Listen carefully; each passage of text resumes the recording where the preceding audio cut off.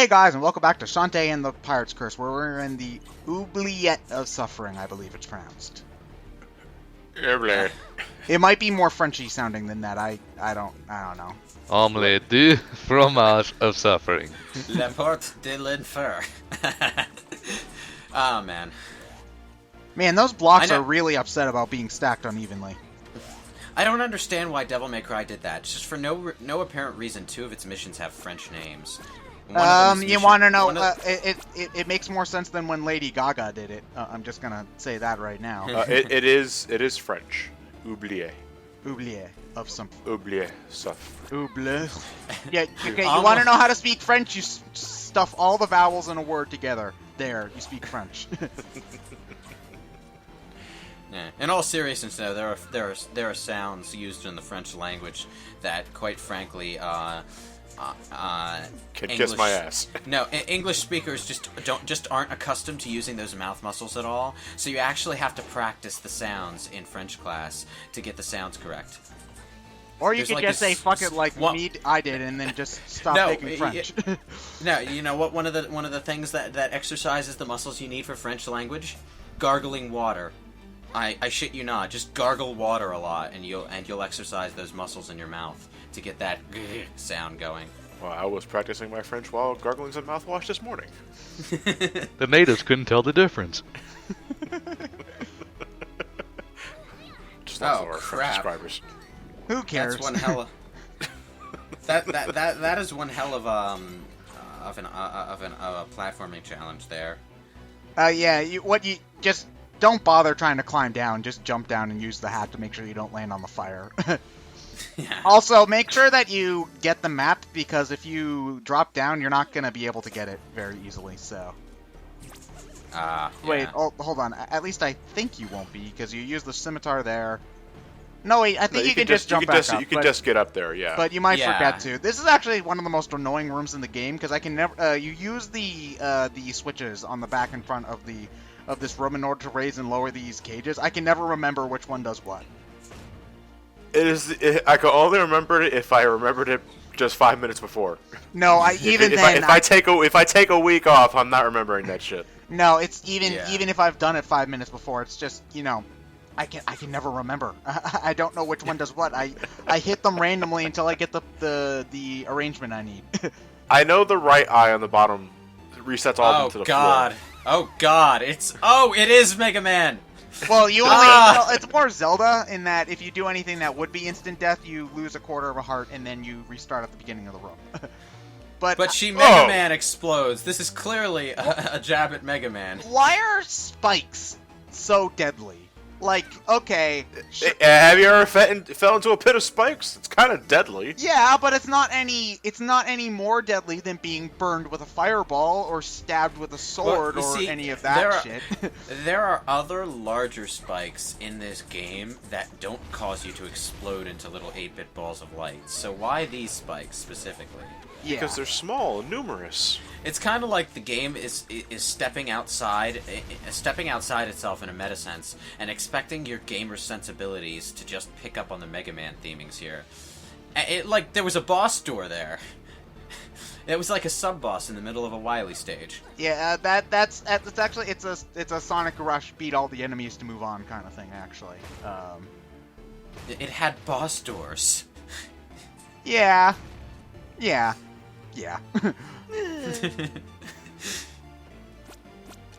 Like, I'm not saying that's bad. I'm just saying, you know, those kind of meta jokes should really be used with care. And you know what? Games are doing them all the time now. Like when you meet the crazy mountain salesman person in the hood in Elysium. I was just playing this yesterday. That's why I keep bringing it up today. It was like Fidget makes a joke about him buying materials from you, and it says, you'll buy it at a high price. She even does the merchant voice. It's like, okay, you're going to be totally lost if you haven't played Resident Evil 4. But those that did play it are absolutely fine. Yep, bad idea. It's not Coke. Do the switches stay pressed if you die? It doesn't. In this case, it doesn't really matter though. So, because you'd have to redo the room anyway. If you are playing the game in pirate mode, the dungeons basically cut themselves in like half because you already have all the abilities you need. So like right now, I'm going through this area in order to get the scimitar. So not the scimitar, in order to get the boots so that I can break certain blocks. If you're playing in pirate mode, you already have the boots, so you don't even have to deal with this. And also, the risky boots. Yeah, Risky's boots. You also don't have to do that platforming. You can just do that. You think Risky's ... boots? All right, I was gonna say Risky's boots. Risky's risky boots, but risky boots is risky boot. Risky boots is boots. What? Okay, so why can't the speed booster in Metroid be this awesome? It's never as useful in Metroid as it is here. What are you talking about? I can never find a good place to use the speed booster in Metroid. You run left and right until it picks up speed, and then you use it to get out of shit. Exactly how you do it here. Well, no, here's the thing. In Metroid, the areas are much more vertical than they are in Shantae. So in Shantae, you can actually use the speed booster to bypass areas really quickly, whereas in Metroid there's so many vertical hallways that I'm never able to use the speed booster for more than like a room. I would say the speed booster is at its most efficient in Super Metroid. Oh, you mean the less good than Zero Mission game? You can say that all you want, Ted, but the point of the matter is that you can get away with using the Shine Spark in that game a lot more. There were a lot of places where you could use the speed booster in Super Metroid. I do remember that. Well, no, if you can do the absurd Shine Sparking God mode dexterity crap that John can do, then I'm sure it is very useful. But no, not even Shine Sparking, just speed boosting. Whatever. Running in a straight line. Yeah, you just run in a straight line until it starts, and you can blaze through certain areas in a snap. Of course, you can also do that in Other M. But that's because you're always going in a straight line, so... I do enjoy the Shine Spark in Other M, I will say that. I'm glad to see that come back. There is a trick with Risky's boots in this game. I don't remember how to replicate it, but... Risky's boots in this game, essentially, you run for a little bit until you see Shantae glow. When she does, you press the Y button and she starts dashing. There is a trick that you can do while zigzagging with Shantae that causes her to build up the Risky's boots meter so that you can start a running dash from a standstill. How do you, like... But I don't know how it's done. I only know it's possible because I was watching a speed run of this last week, and the guy was able to do it. Okay, because... Like, he zigzagged left and right, and he was able to start a speed boost from where he was standing. Man, you just barely made that. Yeah. It's kind of hard to time because in order to get enough distance, you need to be too far back to actually see. Yeah, a lot of the times that'll happen. At least dying on the way back is a shortcut. Yeah, so this is the annoying part is trying to set up the... Well, in this case, all you have to do is get them all on the ground. But that middle one, where you have to get everybody... where you have to get all of the cages on the middle layer, that can kiss my ass right there. Okay. Yeah. It's fine. I don't remember any of this either. Oh, I see. You need to get a flat terrain to run across. Yeah, if you drop down, it'll ruin your momentum. That's one thing about the speed booster in Metroid, I think, is if you jump while you're speed boosting, you'll keep speed boosting when you run. Well, you'll keep on speed boosting if you jump. It's just that if you jump before you start speed boosting, it doesn't. It resets the running length. Another thing that this game doesn't do that Metroid did do, point to Metroid, is that when you enter another room with Shantae while she's running, it resets the risky boost meter. So if you're thinking you can get a running start in a previous room and then start a dash by the time you enter the second room, that won't work. Yeah. Oh yeah. Also, you just run from room to room. Yeah, I did try to pull that Metroid trick a few times and it didn't work, but it's not. Yeah, I don't blame it because it's kind of a mainstay for Metroid, and Shantae, well, the Risky's boots remind me so much of remind me so much of the speed booster that I don't blame for trying to get into that mentality. God, this level looks so. Well, there's nothing in here. I just want to get those. I just want to get those urns because they got stuff in them. But there's it's not like you have to go down to the right. It's just I want to because I'm a pain in the ass. That is so ungodly narrow. Yeah, it'd be fine. Mega Man had it worse. Yeah, there's nothing. You can just go on the left side where it's way safer, but then you don't get the shinies. So, you know. You lost so many hearts doing that. Yeah. Whatever. But hey, I got this shiny jewel. that this was something I was entirely unsure of first time playing, is whether or not you're still considered invincible when you're landing on the floor. No, because I thought the scimitar had to be out in order for it to hurt enemies. That's not the case. It's the little slashy aura thingy-mahoosit around you. As long as that's going, then you're invincible. Yeah, you're entirely invincible. I wasn't entirely sure. That's why I jumped a lot when I was doing those running sections, because I wasn't sure if I would just run into them like a dumbass. Wait, we were supposed to enter through this room and then run back the other way, or? Nope, Oh. you hop down. Well, he was jumping through the ceiling. Well, That's where the heart squid came from. Oh. Yeah. If you ram into the wall, if you stop before you ram into the wall, then the heart squid won't show up. You're encouraged to run into things and give yourself a concussion like a dumbass in order to get secrets. It makes. You got to do that for Cacklebat. Yeah. Is it? That's in the ice place. Oh yeah. That's in. There's one in the ice dungeon, and I think one inside the royal sewer, where you have to run into the wall. Oh yeah, the royal sewer one. Yeah, I keep on forgetting about that. You have to go to that area like 3 times throughout the entire game. That should be your 3rd visit then. Which you have to go there anyway when you get Branson's sword, which I'm pretty sure you're doing after this video. So Yeah. Oh man, You this, mean this game Brandon's is just so sword. gloriously platformy compared to Risky's Revenge. Oh no, you do a lot more. You do a lot more jumping, because when you're playing Risky's Revenge, you're basically just in the monkey form the entire time. So you can skip most of the platforming in general, really. Like, yeah, but there wasn't really that much platforming in general though. well, I think like, it's like that because you have the monkey form. It's just like, why bother putting platforms there if you could just climb up the wall, you know? Yeah, you know that's a good point, because most of the platforming challenges actually involved the monkey, like climbing on these vertical platform things. There was a heart squid down there. Yeah. Yeah. What you're supposed to what you're supposed to do is you're supposed to go up, flip here. Oh, you need to use the elevators to switch between sides because that's a wall. Okay, it didn't look like it was something you couldn't pass through, but I guess it is. Yeah. They stick with you with that one cage. You think, yeah, okay, I'm gonna get my heart squid. Now I hit the end, the thing falls apart. Yeah. And now it's gonna take me an extra 15 seconds to get that heart squid. Oh no, your speed run is ruined, John. Taking my time like I'm enjoying the game. The nerve. Something I just noticed was that Shantae, it's not like Shantae's irises are blue, her entire eye is blue. Like, Yeah, that's a bit odd. Well, she has big irises, really. yeah, I'm pretty sure Washington didn't say don't fire until you see the blues of their eyes, because that just doesn't roll. Oh off, shit! That doesn't roll off the tongue as well. My entire eye's blue.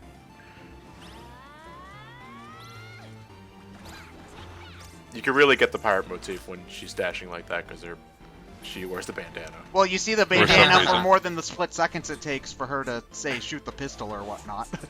Because it is there when you shoot the pistol, it's just there for like a frame, so. Yep, guess you missed out on the trinkets. No, never say never, Ryan. No, you can, if you dash jump off of that slope there and you hit it with your hair, you can just suck up the rest of the genie lamp. Or you can use a pike ball. If you want to do that too. But I don't like wasting items. You unresourceful bastard. Oh yeah, fuck, I can never remember what the order for this is. I don't either. So What how exactly long are are we you waiting trying to here? do? Until I figure wait, out the you need- puzzle. He's Right, trying to you get the need platforms in the center so he can run through the gray block. I think you need to use that one there. Yeah, I think so too. Because I don't think they want you solving it early and then like using any sort of glitches with the pirate with the boots in order to get past this area early. Because if you could do that, then you'd skip like the entire dungeon. Yeah. There you go. I do want to find out how to do that zigzagging though, because that looks really useful. Whoa! Whoosh. Oh, Ah. the momentum's ruined. Should have just kept running. But Just don't but- shine spark in this place. You'll probably rocket into an instant death spike. Okay, here, John. Here's a question. So if Samus shines Why spark, do you hate Metroid? I don't hate Metroid. I just like making fun of it because apparently it's like this wholly uncriticizable grail of gaming. But okay. Have you seen Other M? Okay, aside from that, but Have okay, you seen so Fusion sometimes to people? no, Fusion's great. Shut up. Okay, so John, so Samus can Shine Spark and slam her head into a wall just fine, but if she gets blown into a wall by an explosion in Prime, she loses all of her stuff. But we agreed that's stupid. Huh? Everyone who's ever played Metroid Prime thinks that's stupid. Yes, Ted wins. And I think we mentioned it in this very playthrough. Probably, but I like beating points like dead horses. So, yeah. Your middle name is Strawman. Speaking, we're fighting Dagron. not Ridley. Dagron. Dagron, massively misspelled monster. I think this game has to have the best Zelda title cards for any boss monster. Also, I'm doing this wrong because if you use Monster Milk, you can kill Dagron in like literally 30 seconds. Like all you have, you use the speed booster to get a thing, and once you hit him once, he'll stop flying back and forth, and you can easily get a lot of hits on him. Unlike pretty much like that. Unlike that, yeah. The tail catches me off guard a lot. Like, I can never quite get his trajectory down. Well, I'm not really too worried about not taking damage because, really, once you hit him, he doesn't have that much health, really. It's just... No. It's just hitting him. Yeah. It's also kind of annoying when because I'm pretty sure you actually have to break all of the, I'm pretty sure all three of the, what's this called? Of the stalactites have to be broken in order for you to be able to spawn more. That sounds right. And now, does Monster Milk multiply your damage, or does it just add? It's a set add. Okay. Yeah. I think it caps at, like, I want to say 18. Okay. So I think it adds 10 then. Yeah. This asshole keeps popping down just in time to stop you from using your dash. I know. Well, I'm going the wrong way. is essentially what's happening. This is actually a really pitiful run, all things considered, because in my most recent run of the game, even after not playing it for a couple of months, I killed Dagron in literally like 30 seconds. It was... And he was one hit away, too. Yeah. Don't you hate it when that happens? Worst feeling. You know, I'm just watching this death animation. I'm just expecting the Egomatic to fly out of its stomach or something. Don't get too excited, Shantae. Those were the easy ones. Well, that was a pretty easy boss, yeah. Oh, you weren't supposed to retort. Frostbite Island. So, yep, we now have access to all the major areas in the game. So, whoop. So now people can leave the Village of Lost Souls. It was that easy, huh? Yeah, basically. All you had to do was give the guy at the door a talking to. Yeah, with your manly musk. So now we have a lost soul, which we just take with us for some reason. Yeah. Ooh, I'll put it in a jar and call it Joe. What made you pick that name, John? My grandfather's name is Joe. Really? Yes. Cool. I hope you guys enjoyed this informative session with John and Ted. Oh, so Lewis Next and Ryan... week we find out what Ted's middle name is. I'm not telling you guys what my middle name is, because it's embarrassing. I don't think anybody's middle name is not embarrassing, actually. Alberto. Who's Alberto? Wait, they just realized that they didn't put enough rock in the area for you to use the dash, so they pasted in a little stock platform to give you that extra inch of space you needed. You have to hit a button in order for it to spawn, though. Oh, okay. I'm not embarrassed by my middle name. Alberto. It's not embarrassing. Nah, that's relatively non-embarrassing. You got a middle name, Ryan? Nathan. Nathan.